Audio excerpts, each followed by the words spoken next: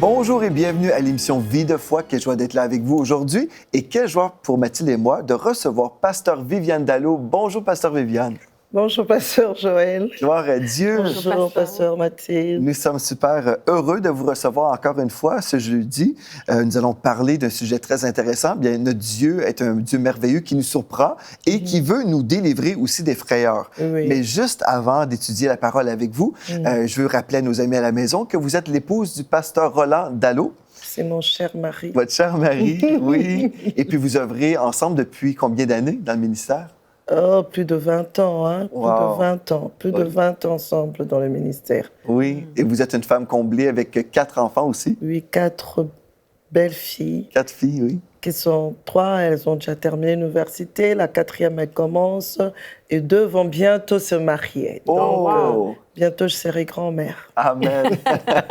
Une femme accomplie, c'est ce que vous êtes. Vraiment, la grâce. Et là, vous voyagez aussi de plus en plus? Oui, souvent, beaucoup. C'est à cette dimension que nous sommes passés depuis que nous avons laissé l'Église telle que Dieu nous l'a demandé.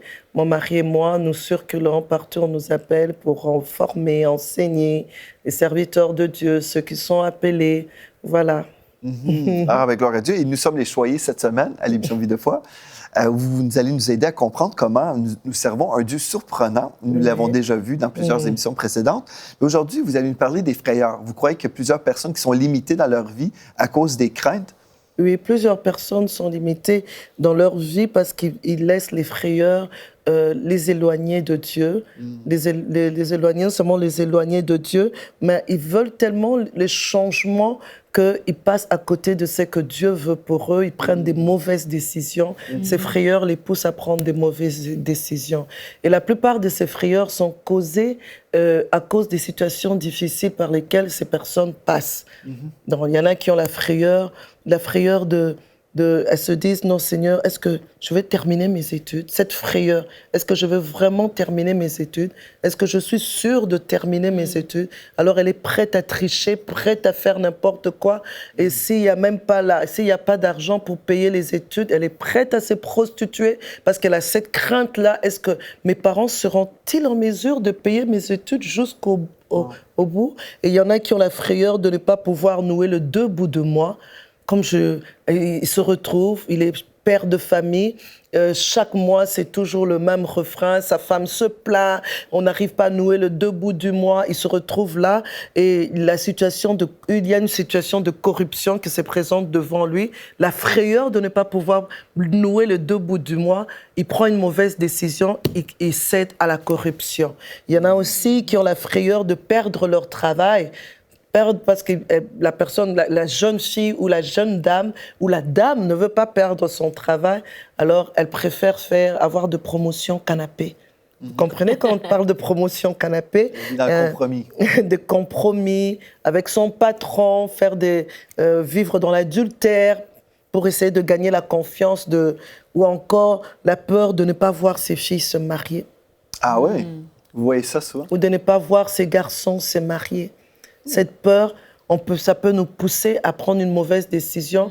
Quand quelqu'un se présente, on reconnaît au fond de nous, on sait que cet homme ne craint pas Dieu, mais on pousse sa fille, on se dit, elle va bientôt coiffer la Sainte Catherine, qu'elle se marie quand même, c'est quand même un mariage, et peut-être qu'il finira par se convertir, ou on pousse son garçon dans les bras d'une fille, parce qu'on remarque jusqu'à présent, donc vraiment, des frayeurs d'avoir une autre maladie, ou bien de vivre encore les mêmes histoires. Moi, j'aime bien dans Naoum, quand nous lisons la parole de Dieu dans Naoum, où Dieu dit, je crois dans le 2e chapitre, il dit la détresse ne paraîtra pas une 2e fois. Mais souvent, nous vivons dans la peur de vivre encore la même détresse, de vivre la même maladie, que la même maladie revienne, de vivre les mêmes souffrances d'avant. Cette peur nous pousse de fois à prendre des mauvaises décisions, de chercher un changement et voilà quoi, la peur. Et dans la parole de Dieu, vous avez trouvé un personnage qui a vraiment été influencé dans sa vie par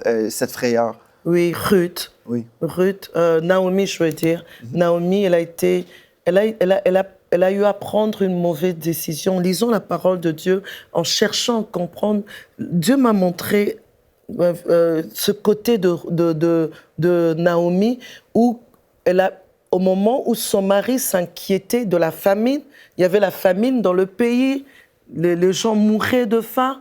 Son mari peut-être lui a fait la proposition, ça c'est mon imagination qui est... Inspirée par le Saint-Esprit. Oui, mon imagination qui est... Fertile? Il y a très fertile. Alors le mari peut-être qu'il se pose des questions, comment nous allons nourrir nos 2 enfants, comment on va s'en sortir, ça fait 3 jours, on n'arrive pas à manger, nous mourrons de faim. Tiens, il y a Moab, il paraît qu'à Moab, il y a la nourriture en abondance. Alors Naomi, dans sa frayeur de voir peut-être ses enfants mourir de faim ou de voir son mari mourir, elle a été en accord avec son mari, elle a dit, bon voilà, allons à Moab. Allons là-bas, peut-être que là-bas, nous allons avoir de la nourriture. Sa frayeur l'a éloignée de la présence de Dieu. Bethléem, c'est la maison de pain. C'est là où Dieu se trouve. Alors, elle sort de la présence de Dieu avec son mari. Elle va à Moab. C'est quand même spécial, juste le fait de souligner ça, parce que vraiment, c'est un départ. Hein? Nous pouvons être dans la bénédiction de Dieu, dans la présence de Dieu, et choisir, parce que nous sommes inspirés par une crainte, je vais mourir de faim, mais là, à Bethléem, c'est la maison du pain. Là. Oui, et pourtant, on a cru un mensonge, donc on réagit, au lieu d'être dirigé par le Saint-Esprit, on réagit, on déménage à Moab, qui n'est pas le peuple de Dieu. Là. Donc on s'éloigne finalement de Dieu, parce qu'on a peur. Et combien de personnes, peut-être, vous avez pris des décisions parce que, justement, vous aviez des craintes dans votre vie. Et je sais, quand j'étais en Europe la dernière fois, et même depuis mes 2 ou 3 derniers voyages, le Seigneur me donnait vraiment une parole pour les églises, qu'il y avait beaucoup de personnes qui vivaient avec un esprit de crainte, et même il y avait des gens qui vivaient avec de l'angoisse constamment. Ils étaient angoissés, ils avaient plein de craintes.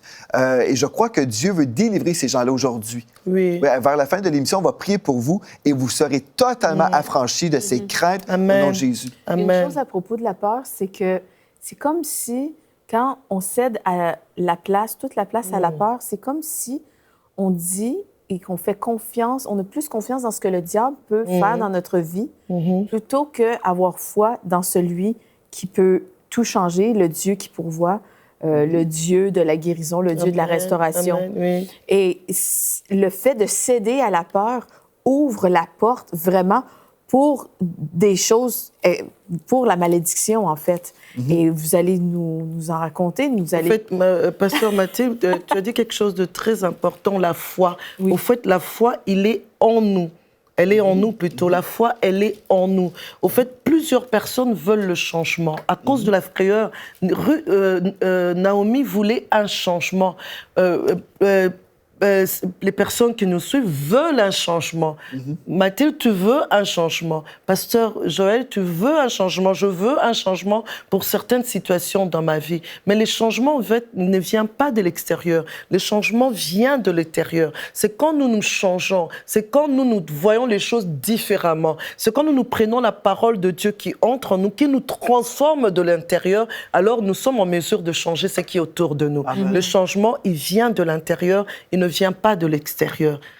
C'est par rapport à ce que nous avons à l'intérieur que nous sommes capables de changer ce qu'il y a à l'extérieur. Et Ruth, voilà, Naomi, je vais dire Ruth. Alors, mais dans le livre de Ruth. Oui, dans le livre de Ruth, Naomi, qu'est-ce qu'elle fait? Elle va à Moab, et arrivée à Moab à cause de la peur, à cause du changement, qu'elle voulait que les changements viennent de l'extérieur, et croyait que c'est Moab qui allait apporter le bonheur. Or, elle était dans la présence de Dieu, c'est Dieu qui apporte le bonheur, ce n'est pas l'extérieur qui nous apporte le bonheur. Elle va jusqu'à Moab, et arrivée là, elle perd son mari, elle perd ses 2 fils. Ce que j'aime en Naomi, elle n'est pas restée là dans ses erreurs. À un moment donné, elle a compris. Quand elle a entendu que Dieu avait visité Bethléem, son esprit se réveille. Elle dit, mais tiens, mon Dieu existe. J'ai commis une erreur. J'ai été dans la frayeur. J'ai cru que vraiment c'était fini, plus jamais il y aurait encore du pain à Bethléem. J'ai quitté la présence de Dieu et je suis venue ici, je me suis éloignée de la présence de Dieu. J'ai perdu mon mari, j'ai perdu mes 2 enfants. Elle comprend maintenant que non, en tout cas, la sécurité, c'est de rester dans la présence de Dieu. Alors cette fois-là, elle décide, quel que soit ce que je pourrais rencontrer encore sur mon chemin, je veux rester dans la présence de Dieu. Je veux rester dans la présence de Dieu.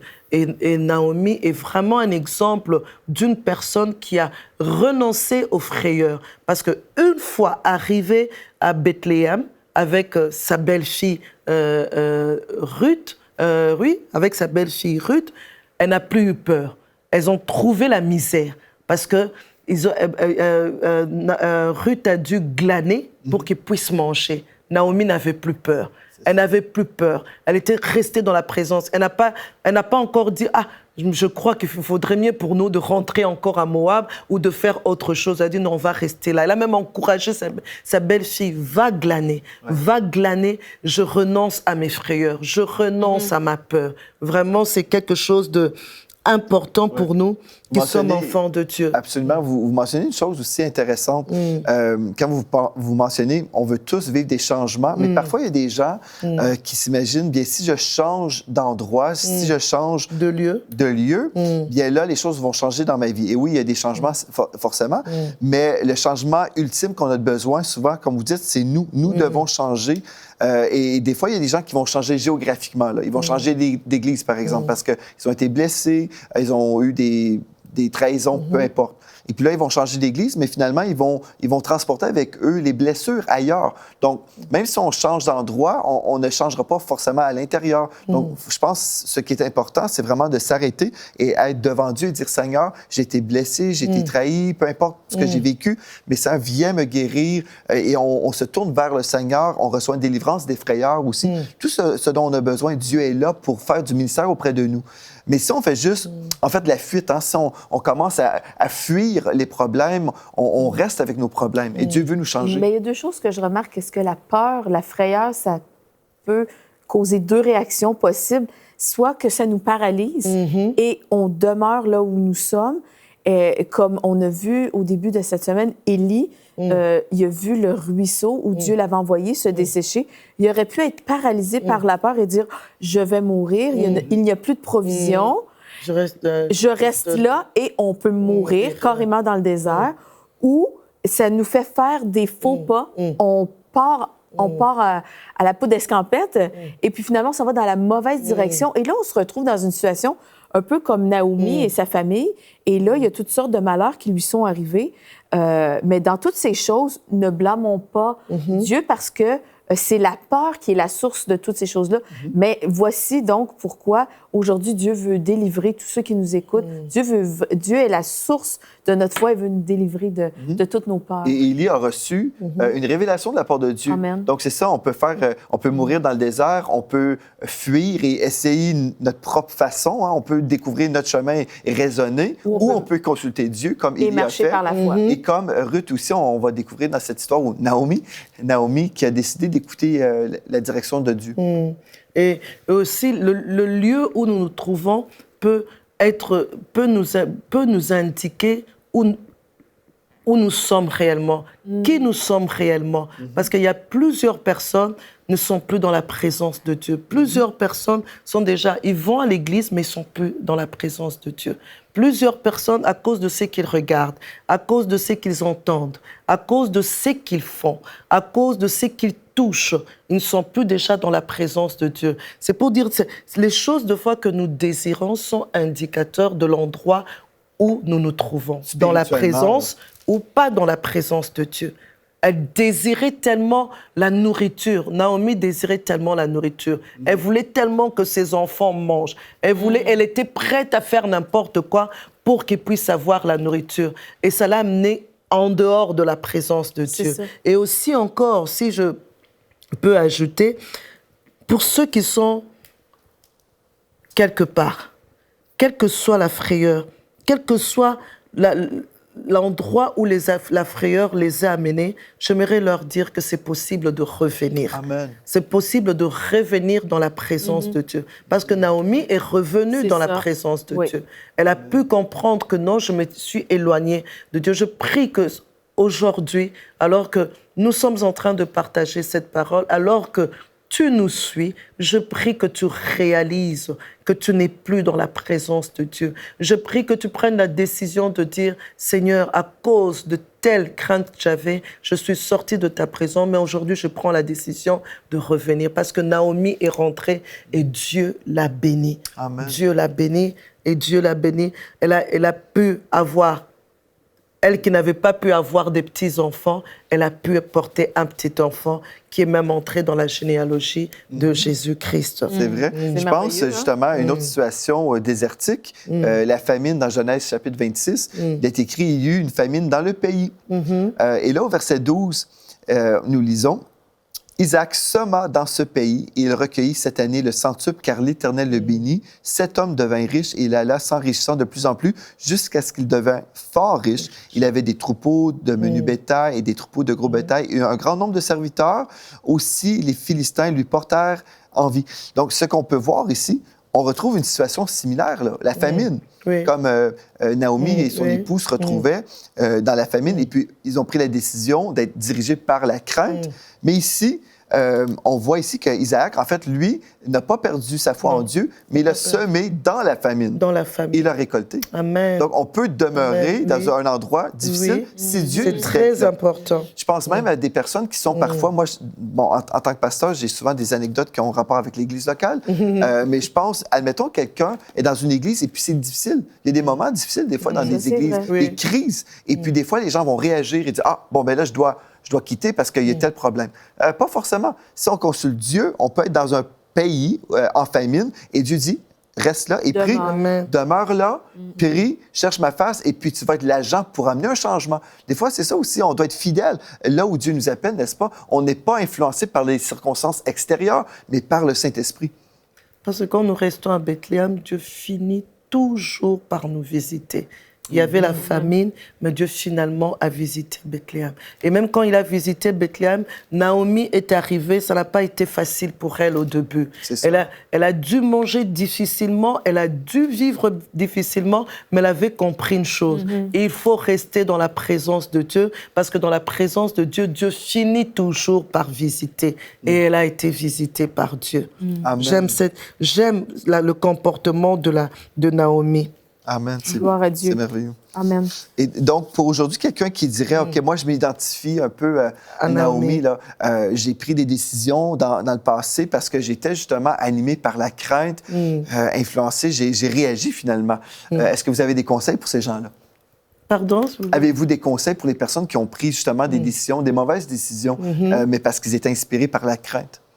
Je dirais, comme pour Naomi, le tout, c'est de demander pardon à Dieu, de se repentir, parce que Naomi, elle s'est repentie, elle a reconnu, elle a dit, j'étais partie, Dieu m'a tout pris, maintenant je reviens, je suis une... Elle-même, elle se donne un nom pour dire qu'elle est vraiment, elle revient bredouille, sans rien en main, juste se repentir, parce que notre Dieu est un Dieu d'amour. Il suffit juste de se repentir, de demander pardon et de dire, Seigneur, je viens m'abandonner entre tes mains, et cette fois-ci, prendre la décision, quel que soit ce qui pourra arriver, quel que soit ce qu'on pourra rencontrer, dire Seigneur, je reste dans ta présence. Comme cet exemple que le pasteur vous avait donné, Seigneur, je suis dans cette église, je ne sens pas, je vois que des années après années, ma prière n'est toujours pas exaucée. Je ne peux pas dire que c'est la faute du pasteur, je ne peux pas dire que c'est la faute de l'église, et quitter l'église, aller dans une autre église. Non, je veux rester là, continuer à m'attendre à Dieu, continuer à être en train de servir Dieu, être en train de se donner à Dieu, parce que je sais que c'est dans sa présence, c'est à ce moment-là seulement que Dieu pourra me visiter. Parce que Dieu a surpris encore Naomi. Dieu a surpris Naomi parce que Ruth a été dirigée par le Saint-Esprit à aller précisément dans le champ où Dieu allait le secourir, où il pouvait trouver Boaz, qui avait le droit de rachat sur Naomi. Dieu l'a surpris encore à ce moment-là. Quelle surprise! Parce qu'elle a décidé de s'humilier, elle a décidé de rester dans la présence de Dieu. Dieu la surprend. C'est ça. Mais cette histoire-là dont vous parlez, je la trouve extraordinaire parce que ça nous prouve quand quelqu'un s'humilie, justement, se repent et reconnaît ses erreurs, nous servons le Dieu de la restauration. Amen. Et c'est à ce moment-là aussi que ça ouvre la voie pour que Dieu, à ce moment-là, nous surprenne parce que souvent, après avoir vécu un épisode où on a agi dans la peur et on en a vu les conséquences néfastes et négatives, on peut vivre dans la honte. Oui. Et je crois qu'il y a des gens aujourd'hui qui nous écoutent qui sont dans la honte parce qu'ils voient le résultat de leur mauvais choix et ils ont peur de retourner à Bethléem. Oui. Et aujourd'hui, Dieu dit, retournez à Bethléem. Et aujourd'hui, Dieu dit, je vais vous accueillir. Je suis un Dieu d'amour. Je vous prends dans mes bras et je vous restaure. Et des fois, il y a des gens, justement, ils ont peur de retourner parce que ils pensent qu'ils vont revenir et qu'on va les châtier. Et parce qu'on a l'image d'un Dieu qui châtie. Mais nous avons un bon Père. La parole de Dieu nous parle de ce Père rempli d'amour qui nous prend et qui nous accepte tels que nous sommes. Tout ce qu'il demande, vraiment, c'est qu'on puisse accepter que nous avons eu tort, se repentir, et à ce moment-là, ça ouvre la voie vraiment pour une restauration extraordinaire. Voyez comment Naomi a été bénie. Suite au fait qu'elle s'est humiliée, elle est retournée à Bethléem. Ça a ouvert vraiment la destinée pour Ruth, qui a marié Boaz et qui a fait partie de la descendance, de la lignée de David. Donc, n'est-ce pas un héritage glorieux? Ça, c'est une restauration. Wow! Ça c'est glorieux. Et sûrement que ça a surpris Naomi, certainement. Et je pense aussi qu'elle a été bien accueillie à Bethléem. Donc, vraiment, on glorifie Dieu pour cette histoire qui est une source d'inspiration pour nous tous. Et quand vraiment, l'humiliation aussi, c'est quelque chose qui nous bloque vraiment. Comme tu l'as dit, vraiment quelque chose qui nous bloque, qui nous empêche de faire un pas par la foi et voir Dieu agir dans nos vies. Vraiment, transcendons la honte. Osons avec Dieu. Naomi, elle est rentrée, bon...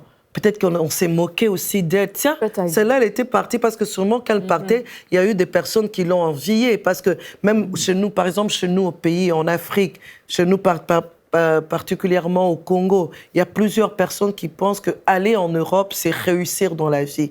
Aller en Amérique, c'est réussir dans la vie. Et les personnes qui restent à Kinshasa envient les personnes qui sont parties. Peut-être aussi Naomi, les gens l'avaient enviée. C'était dit, elle est partie. Peut-être qu'elle va manger. Si j'avais suivi Naomi. Naomi, on n'entend plus parler d'elle. C'est sûr qu'elle a prospéré là-bas. Et quand elle est revenue, les gens la regardaient. Et les mains en plus.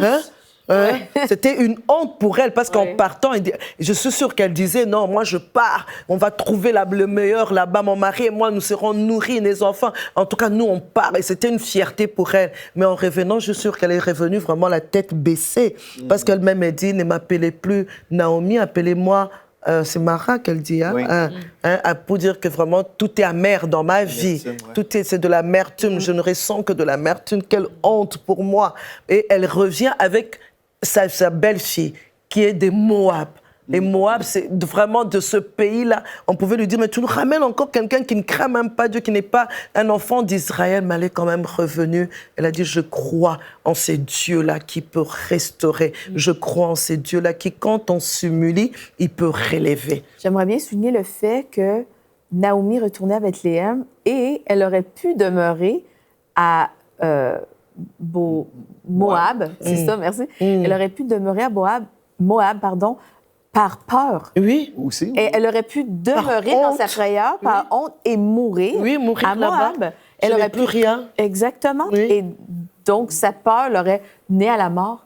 Mais... Moi, j'ai à cœur de dire aussi une chose. Des fois, il y a des gens qui sont dans un désert, en dehors de la volonté de Dieu, et puis ils se disent, bien, la peur m'a emmené ici et la peur peut me garder prisonnier aussi, Oui. être en dehors de la volonté de Dieu. Et des fois, les gens sont comme, OK, je sais que je ne suis pas dans la volonté de Dieu, mais je vais attendre, je vais juste rester ici, je n'ai pas le courage de retourner à Bethléem. Bref, et le fait de ne pas se décider pour Dieu, c'est une décision en soi.